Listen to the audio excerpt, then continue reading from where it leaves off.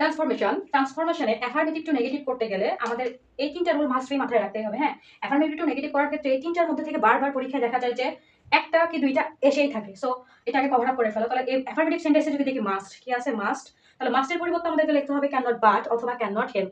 যদি আমরা can not help লিখি তাহলে ভার্বের সাথে আমাদের আইএনজি করতে হবে। সো আমি প্রেফার করি কি মাস্ট যেখানে আছে সেখানে তুমি ক্যান নট বাট লিখবা। ওকে, মাস্ট যেখানে আছে সেখানে ক্যান নট বাট লিখবা। যেমন উই মাস্ট গো দেয়ার, আমাদের সেখানে যাওয়া উচিত। তাহলে যদি আমরা লিখি, ধরো সাপোজ অ্যাজ এন এক্সাম্পল যে উই মাস্ট গো দেয়ার, আমাদের সেখানে যাওয়া উচিত। তো এটাকে কি করতে বলছে? নেগেটিভ করতে বলছে। এটা একটা অ্যাফার্মেটিভ সেন্টেন্স। তো নেগেটিভ করতে গেলে তোমাকে কি লিখতে হবে?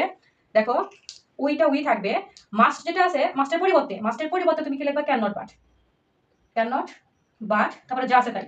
ওকে, বাকি অংশ যা আছে তাই। তো মাস্টের পরিবর্তে আমরা কি করছি? পরিবর্তনটা শুধু এখানে, মাস্ট যেখানে ছিল সেই সরাসরি লিখছি ক্যান নট বাট। তাহলে এটা অ্যাফার্মেটিভ টু নেগেটিভ হয়ে গেল। তাহলে এটা কি অ্যাফার্মেটিভ টু নেগেটিভ হয়ে গেল। এখন যদি তুমি ক্যান নট বাটের পরিবর্তে ক্যান নট হেল্প বসাও, যদি ক্যান নট হেল্প বসাই তাহলে আমাদের চেঞ্জিং হতো এরকম, উই ক্যান নট হেল্প, গোর সাথে আইনজি বসাইতে হতো going there, we can not help going there. ঠিক আছে, সো আমি প্রেফার করবো যেহেতু হেল্প বসাইলে ভার্বের সাথে আবার আইনজি বসাইতে হয়। হেল্প একটা ভার্ব, তো হেল্পের পর আর একটা ভার্ব বসতে পারে না সরাসরি, এই জন্য ভার্বের সাথে আইনজি বসে তাকে জিরান্টের একটা রূপ দিতে হয়। সো আমি প্রেফার করবো মাস্টের পরে তোমরা কি ব্যবহার করবে? Can not but. যদি আমরা মাস্টের পরে মাস্ট যেখানে আছে সেখানে শুধু ক্যান নট বাট ব্যবহার করি তাহলে এটা অ্যাফার্মেটিভ টু নেগেটিভ হয়ে গেল, আর কোনো চেঞ্জিং এর প্রয়োজন এখানে নাই। ওকে, তারপরে আছে দেখো অনলি। অনলির পরে যদি ব্যক্তি বোঝায়, অনলির পরে যদি কি বোঝায়? ব্যক্তি বোঝায়। সো অনলির পরে ব্যক্তি বোঝায় আমরা লিখবো কি? None but. কি বাট? None but. অনলির পরে যদি বস্তু বোঝায় তাহলে আমরা লিখবো কি? Nothing but. অনলির পরে যদি বস্তু বোঝায় তাহলে আমরা লিখবো কি? Nothing but. আর অনলির পরে যদি সংখ্যা বোঝায়, কি বোঝায়? সংখ্যা বোঝায়, তাহলে আমরা লিখবো নট মোর দেন অথবা নট লেস দেন। আশা করি বুঝতে পেরেছো। এই মাস্ট যেখানে ছিল সেই মাস্টের পরিবর্তে আমরা যেখানে চেঞ্জিং গুলো করেছি সেম। অনলির পরে যদি ব্যক্তি বোঝায় তাহলে অনলির পরিবর্তে কি লিখবা? কি? None but. অনলির পরে বস্তু বোঝায় লিখবা কি? Nothing but. অনলির পরে সংখ্যা বোঝায় লিখবা কি? নট মোর দেন অথবা not less than. Okay, last of the list 3 number রুলসটা কি বলছে দেখো, এভরি।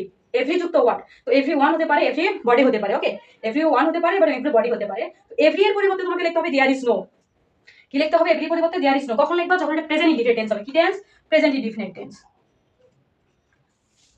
Present indefinite. ওকে, তো প্রেজেন্ট ইনডিফিনিট হলে আমরা কি লিখবো? দেয়ার ইজ নো, তারপরে ওয়ার্ডটা লিখবো। তাহলে সাপোজ ধরো যে এভরিবডি আছে, তাহলে তুমি কি লিখবা? There is no body but. তার মানে এভরি যুক্ত যে শব্দটা থাকবে, এভরি পরিবর্তেও লিখতে হবে দেয়ার ইজ নো, তারপরে সেম শব্দ দাও, ওয়ান থাকলে ওয়ান, বাট থাকলে বাট, মানে বডি থাকলে বডি, প্লাস তারপরে কি লিখতে হবে? বাট। তারপরে কি লিখতে হবে? বাট। আর এটার ক্ষেত্রে তাহলে যদি পাস্ট ইনডিফিনিট বোঝায়, কি বোঝায় এটা? এটা যদি পাস্ট বোঝায়, কি বোঝায়? Past indefinite, PhD, past indefinite. Past indefinite বোঝালে কি লিখবা? দেয়ার ওয়াজ নো, তারপরে এভরি বাকি অংশ প্লাস বাট। ওকে, তাহলে এই তিনটা রুলস থেকে অ্যাফার্মেটিভ টু নেগেটিভ করা হয়ে যাবে। আর এই তিনটার মধ্যে থেকে মাস্ট বি একটা পরীক্ষা এসেই থাকে।